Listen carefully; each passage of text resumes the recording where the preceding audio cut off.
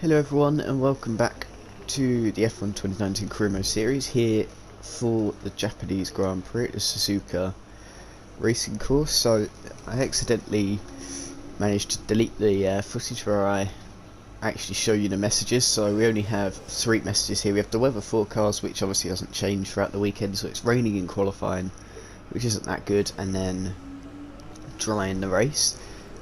These messages here don't really matter too much. And we've also had we had a really interesting message which said about driver transfers. So we actually had some driver transfers in our career mode where, because I'm in the seat of Lando Norris at the moment here at McLaren, but he's now gone to Haas and he's replaced Kevin Magnussen, who went to Renault, and Ricciardo was let go, so he was just chucked out the team essentially. So that was very interesting. So that's going to change things up a little bit for us. And then there was another message just saying that all of our developments have been completed, which you can now see. Once this major upgrade comes in for next race weekend, we're going to be pretty much tied with Red Bull unless they bring upgrades. So it's really close to everyone behind us, but we're now finally starting to pull out in front of them. But other than that, let's go on into qualifying. Here we are then in Q1. It is raining.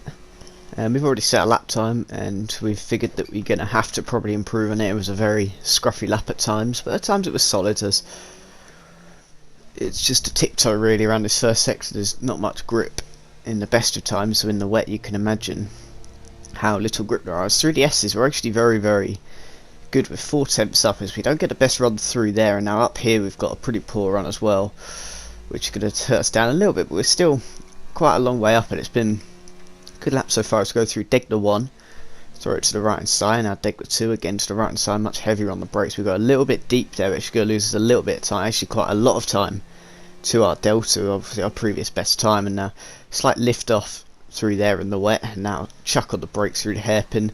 So many different lines through there. We get a horrible exit, which is going to lose us about a tenth almost there, but we are still green, which is all that matters really. So we've already dropped down a little bit, I think, from where we were at the start, as now through Spoon Curb we make sure we stay well away from there, because that could easily throw you off and spin you if you're not careful. But we are 2 tenths up, so we gained a bit of time.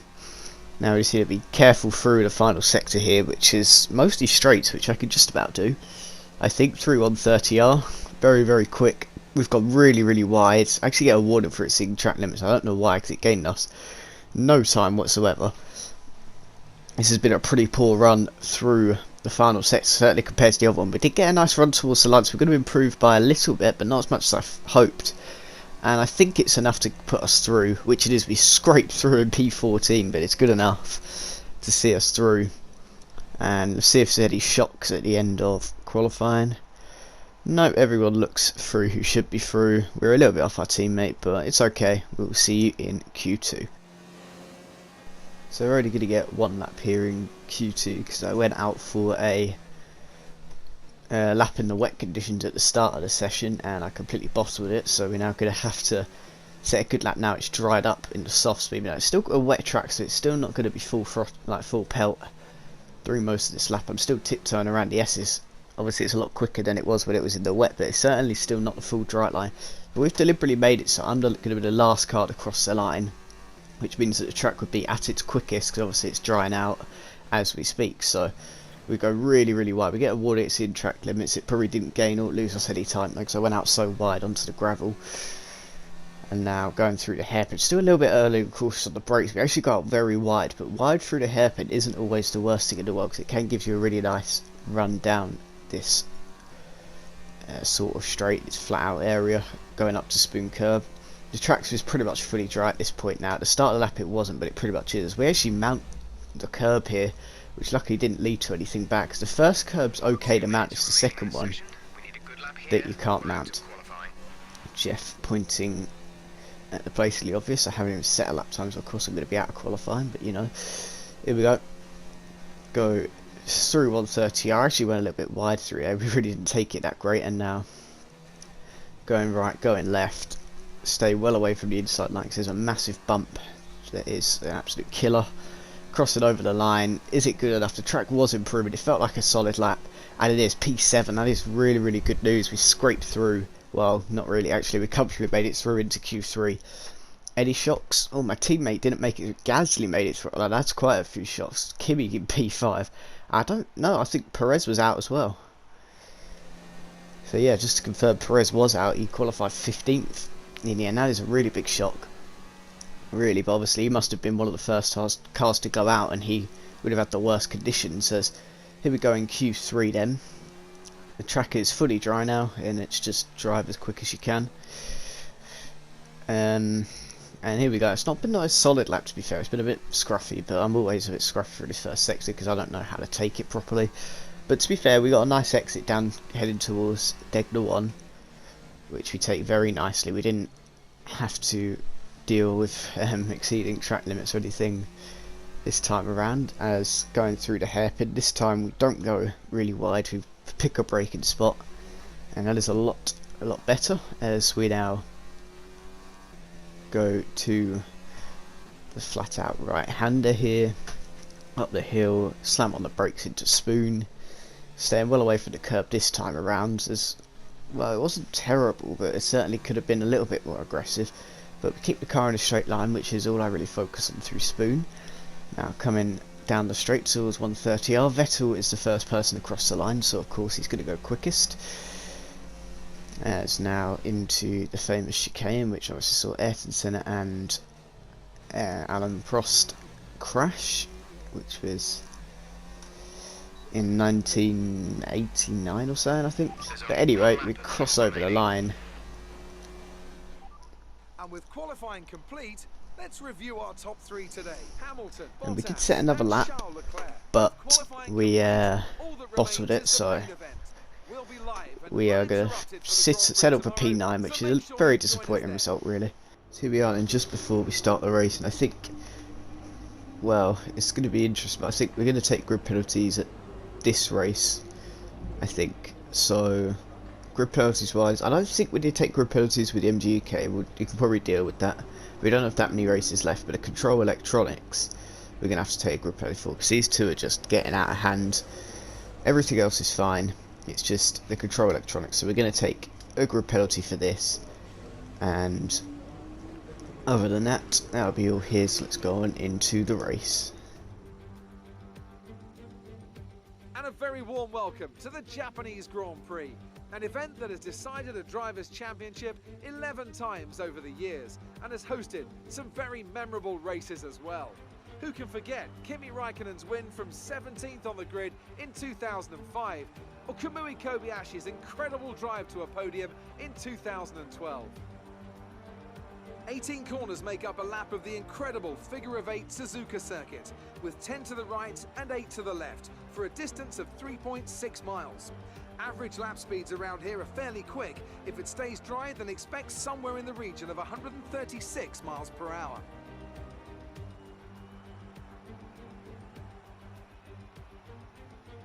Anthony Davidson is here once again for today's Grand Prix, and we're just discussing the new driver lineup. Now, can I get your take on Kevin Magnussen? They've just moved to Renault. How do you think they'll get on? Well, I think this came as something of a surprise to most of us, but it could end up being a bit of a coup for the team. Getting a driver with experience higher up in the field might just be the boost they need, and I'm sure they'll be a big asset as the team continues to develop their car.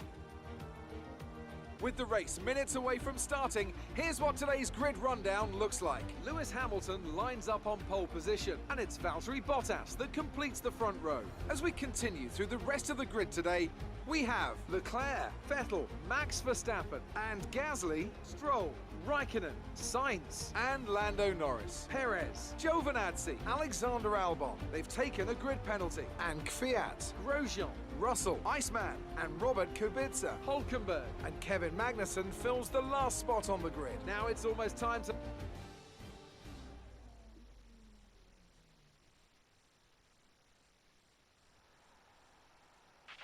Okay, here we go.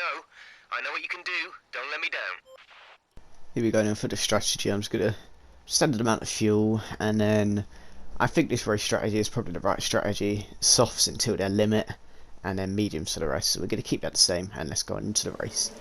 Here we go.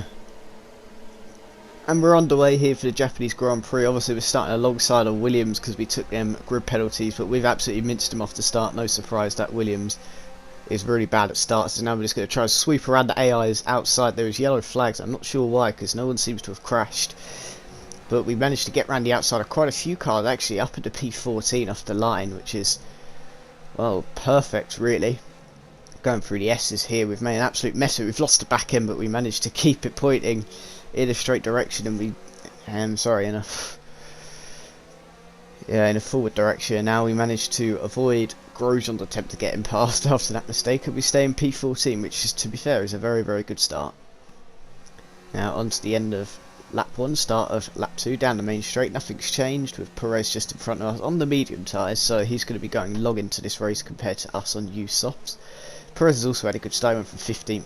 As you know, he might have been a bit further up the field than actually, but he's had a good start nonetheless. As through Degner 1 and Degner 2, we've caught up all that time that we lost to Perez through that mistake on the first lap, and we're actually right behind him here. We might be able to go for a little opportunistic move up the inside, which is exactly what we do. The AI do like to be cautious into the hairpin, and we do not. We fly up the inside of Perez, and that is a beautiful overtake to move us up into 13th. And now we've got Alex Albon in front of us, exactly one lap later. We're going to go for a very similar move, this time a little bit less audacious, but we still managed to pull off the overtake nonetheless. And there it is, up into 12th, but he's still on our inside actually, but Giovinazzi giving us that toe to stay in front of him and obviously overtake. ERS working wonders here, as we might even be able to line up a move on Giovinazzi if we can get a really good exit out of here, which is kind of what we got. It wasn't the worst exit in the world, as Jess was talking to me about. MGH is I'm going to cruise up past Giovinazzi through 130R. The inside line through 130R isn't really the hardest overtake in the world, as we move up into 11th, as we're going to see Norris and Stroll battling away, as they're actually going to be side by side. I think Stroll is going to have this, as there's yellow flags. That is, looking on your minimap on the bottom left, that's a Ferrari. I don't know what Ferrari, but one of the Ferraris has crashed into turn 1. That's Leclerc. Yep, Leclerc has crashed with someone, and that's not good. So we've, after that crash, been promoted up into P10. So we're actually in the points as we get enough. That's exactly what I didn't qualify in the World Exceeding Track Limits, but again, it just doesn't really gain you much time because you run out into the gravel, which gives you a poor run. As we're just behind Norris in his Haas. Remember I said about the driver transfers, and they mentioned it in the intro. So we're going to get on the power here down the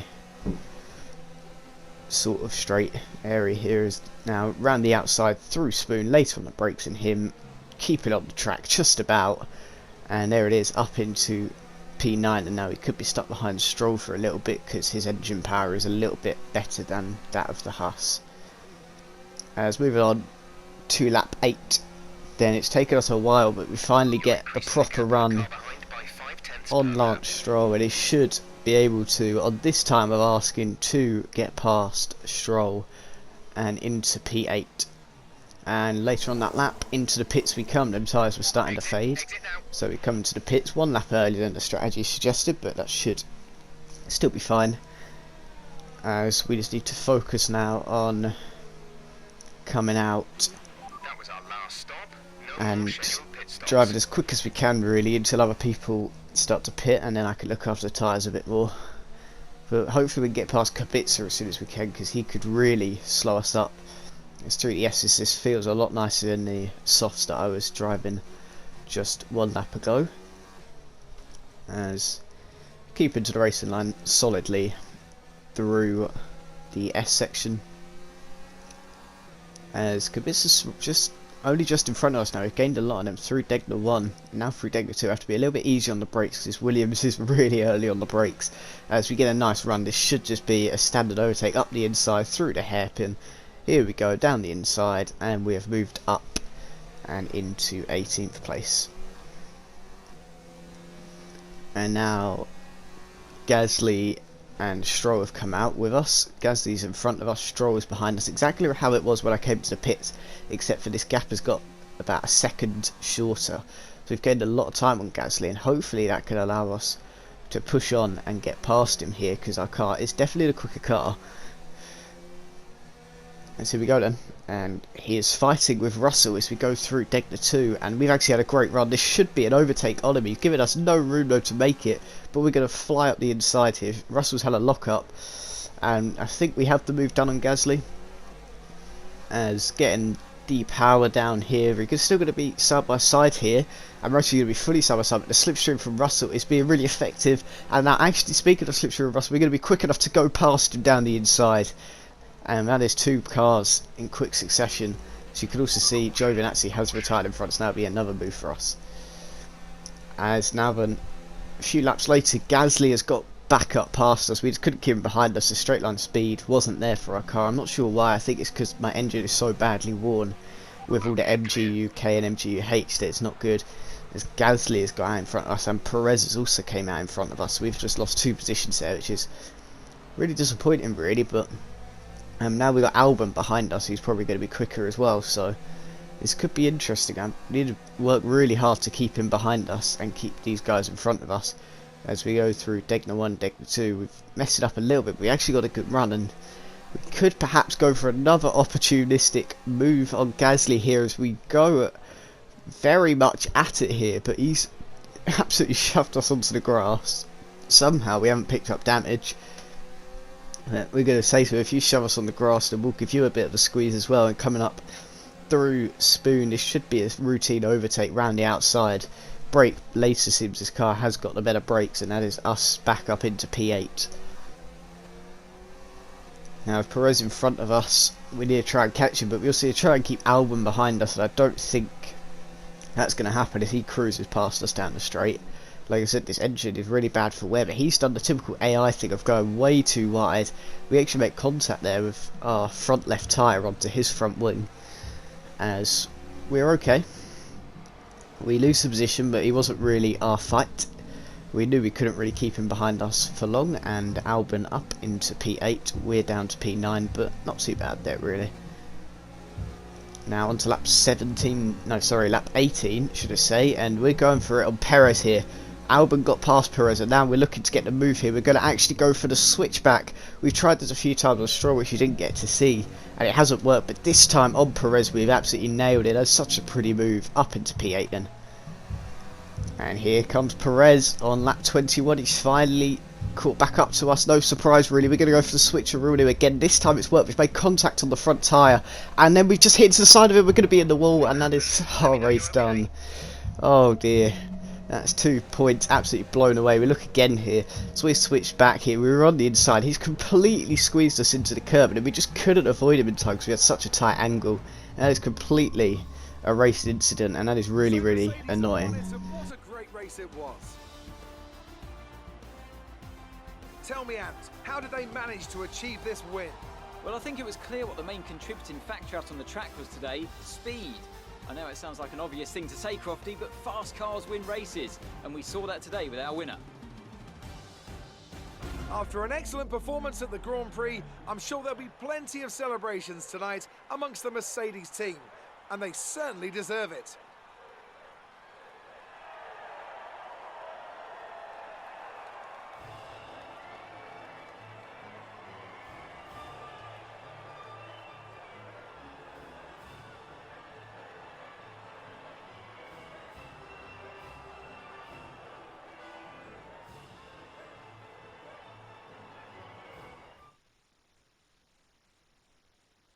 And now let's take a look at the driver's standings. It's a great result for Lewis Hamilton, who moves further ahead at the top of the table. Some amazing talent out on the track today.